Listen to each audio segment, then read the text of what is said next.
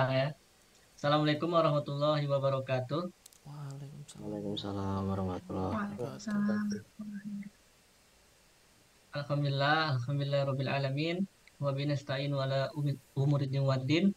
Wassalatu wassalamu asrofil anbiya'i wal mursalin wa ala alihi washabihi ajmain amma ba'du. Ya, sebelum kami menjelaskan tentang integrasi Islam dengan bidang ilmu, kami ingin berkenalan dulu dari anggota kelompok 2. Perkenalkan, nama saya Noval Holil.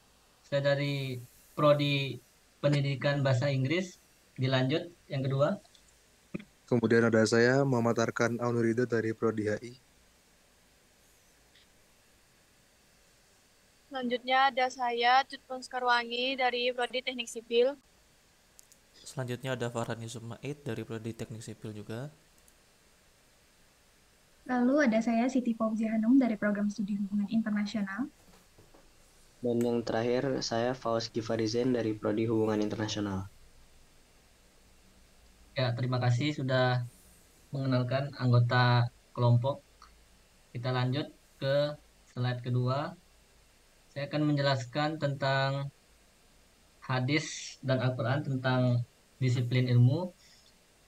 Dalam perspektif Islam, ilmu merupakan pengetahuan mendalam hasil dari ijtihad para ulama atau mujtahid atas persoalan-persoalan duniawi maupun ukrawi yang bersumber pada wahyu Allah. Menuntut ilmu dalam Islam merupakan salah satu hal terpuji yang wajib bagi setiap insan, khususnya umat muslim. Menuntut ilmu wajib bagi setiap muslim sebagaimana hadis berikut ini. Bismillahirrahmanirrahim. Thalabul ilmi fariidatu ala kulli muslimin. Yang artinya menuntut ilmu itu wajib atas setiap muslim. Hadis riwayat Ibnu Majah nomor 224 dari sahabat Anas bin Malik radhiyallahu anhu, disahihkan Al-Albani dalam Sahih Al-Jami'is Shaghir nomor 3913.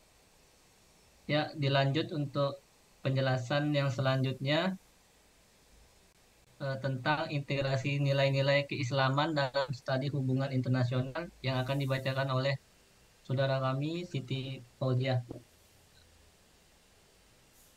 Baik, hubungan internasional adalah suatu studi interaksi antar negara-negara, organisasi internasional, dan aktor-aktor negara di dunia. Definisi hubungan internasional mencakup berbagai aspek, termasuk diplomasi, perdagangan internasional, konflik, kerjasama, kebijakan luar negeri, dan isu-isu global. Lalu, apa integrasi nilai-nilai keislaman dalam studi hubungan internasional? Integrasi nilai-nilai keislaman dalam studi hubungan internasional memberikan perspektif yang kaya dan berharga dalam memahami dinamika antar negara. Ayat-ayat Al-Quran dan hadis Nabi yang menggarisbawahi prinsip-prinsip keadilan, persatuan, dan perlindungan dalam konteks internasional membawa dampak signifikan dalam pembentukan landasan, etika, dan moral yang memandu tindakan negara-negara di panggung dunia. Next.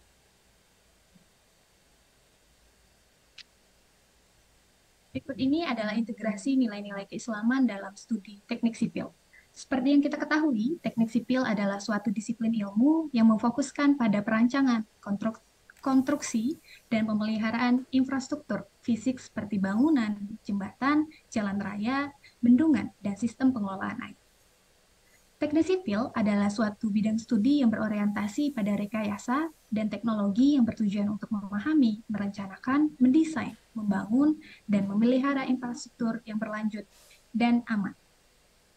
Adapun contoh integrasi nilai-nilai keislaman dalam disiplin ilmu teknik sipil, yakni seperti proyek-proyek konstruksi dan infrastruktur harus memberikan manfaat kepada masyarakat secara keseluruhan, termasuk yang kurang mampu. Karena prinsip kemanusiaan dalam Islam mendorong untuk mempertimbangkan kebutuhan dan kesejahteraan masyarakat.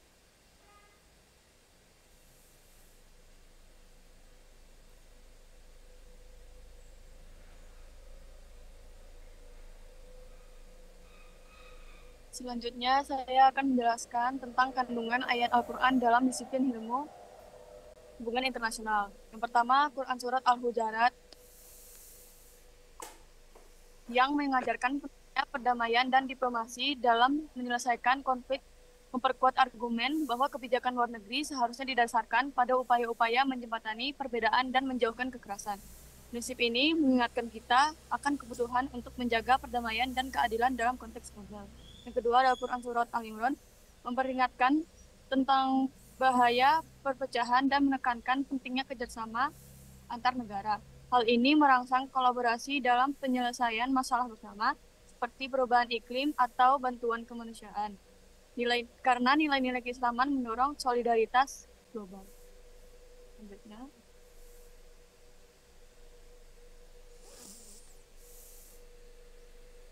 Selanjutnya ada tentang cerita tokoh ulama.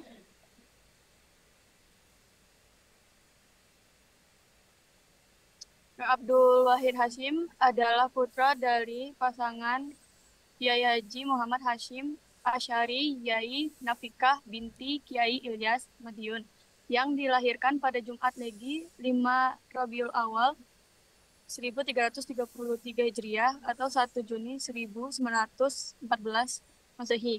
Ayahandanya semula memberinya nama Muhammad Asy'ari, diambil dari nama kakeknya. Namun, namanya kemudian diganti menjadi Abdul Wahid, diambil dari nama datuknya. Dia anak kelima dan anak laki-laki pertama dari 10 bersaudara.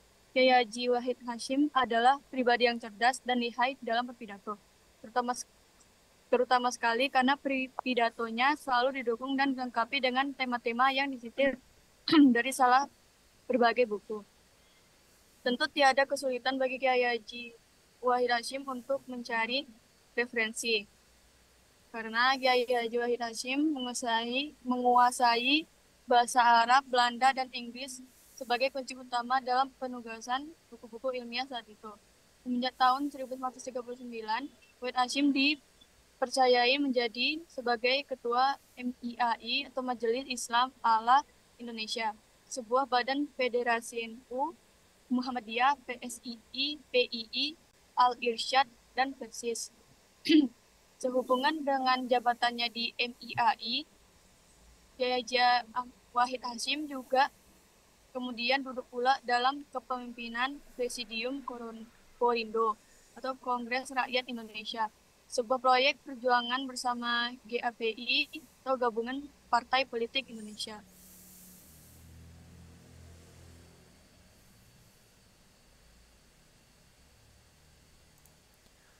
Para anggota MIAI adalah tokoh-tokoh top Indonesia seperti Abi Kusno Cokrosuyoso, Dr. Sukiman, Wondo Amis Sisrano, dan Kiai Haji Mas Mansur, Kiai Haji Abdul Qadir Muzakir, Umar Habais, Muhammad Nasir, dan lain-lain.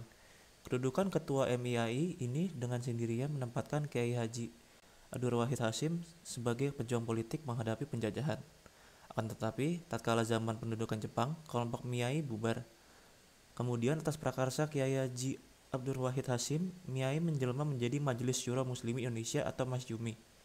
Melalui Masyumi ini terbentuklah Badan Pusat Latihan Hizbullah di Cibarusa dekat Cibinong Bogor, yaitu Sekolah Tinggi Islam di Jakarta, dan penerbitan Majalah Suara Muslimin yang mula-mula dipimpin oleh Kiai Haji Saifuddin Zuhri dan kemudian beralih ke tangan Harsono Cokro Aminoto.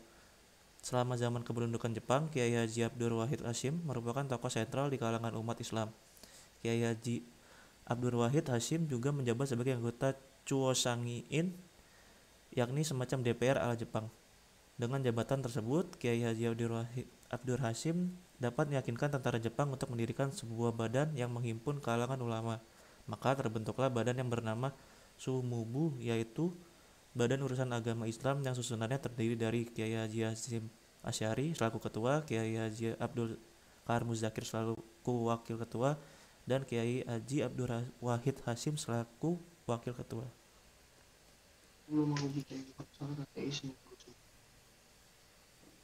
Selanjutnya ada cerita tokoh ulama Al-Farghani. Ia adalah seorang ilmuwan muslim dari abad ke-9 Masehi yang ahli dalam astronomi, matematika, dan teknik sipil. Ia terkenal karena membangun saluran irigasi di Mesir, mengukur lingkar bumi dengan akurasi tinggi, dan menulis buku tentang gerakan benda-benda langit. Lalu ada Al-Jazari. Ia adalah seorang insinyur dan ilmuwan muslim dari abad ke-13 Masehi. yang dikenal sebagai Bapak Teknik. Ia menulis buku tentang alat-alat mekanik yang mencakup 50 peralatan canggih seperti jam air, pompa air, alat pencuci tangan, robot, dan musik otomatis. Dan ingatlah olehmu, di waktu Tuhan menjadikan kamu pengganti-pengganti yang berkuasa sesudah kaum Ad dan memberikan tempat bagimu di bumi. Kamu dirikan istana-istana di tanahnya yang datar dan kamu pahat gunung-gunungnya untuk dijadikan rumah. Maka ingatlah nikmat-nikmat Allah dan janganlah kamu merajalela di muka bumi membuat kerusakan. Quran Surat Al-A'raf ayat 74.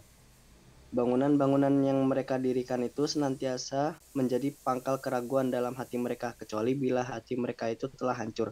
Dan Allah Maha Mengetahui lagi Maha Bijaksana. Quran Surat At-Taubah ayat 110.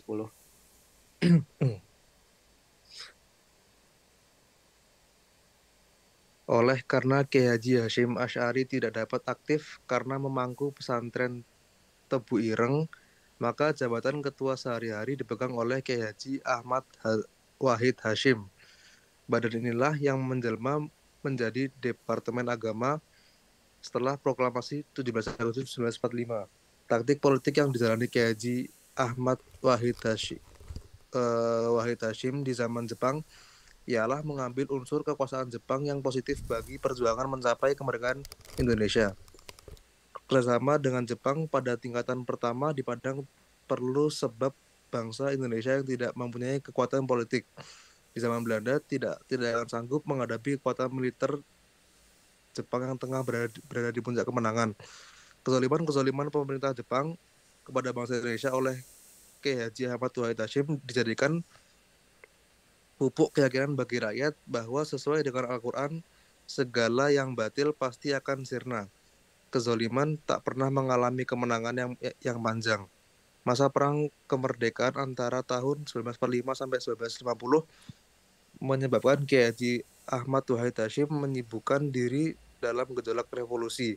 Meskipun sebagian besar waktunya dicurahkan kepada soal politik dan pertahanan, seperti 2 kali menghadapi agresi Belanda atas Republik Indonesia dan kemelut politik yang penuh. Next.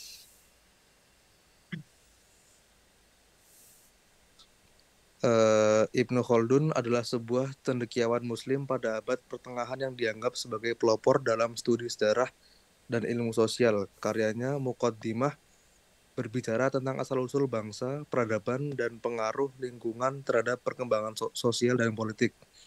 Ini relevan dalam memahami sejarah dan perkembangan hubungan internasional. Sayyid Qutb adalah seorang ulama Mesir kontemporer yang mempengaruhi pemikiran Islam radikal. Karyanya seperti Milestones mempengaruhi pemikiran terorisme dan radikalisme di dunia Islam yang menjadi isu signifikan dalam hubungan internasional saat ini. Kesimpulannya, Ibnu Khaldun menyoroti asal-usul budaya dan peradaban yang penting dalam memahami sejarah dan faktor-faktor yang mempengaruhi hubungan internasional. Di sisi lain, Sayyid Qutb mengingatkan kita akan pengaruh pemikiran radikal dan terorisme dalam geopolitik saat ini yang menandai tantangan signifikan bagi diplomasi internasional. Saya kembalikan kepada MC.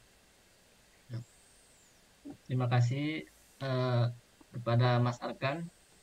Ya, mungkin ini saja penjelasan dari kelompok 2. Apabila ada kesalahan, mohon maaf. Dan juga ada perkataan yang masih salah ataupun penjelasan yang masih salah, mohon maaf juga dari kelompok 2. Mungkin sekian dari kami, dari kelompok 2. Assalamualaikum warahmatullahi wabarakatuh. Waalaikumsalam warahmatullahi wabarakatuh. Ya, tuh. Sudah, Farhan.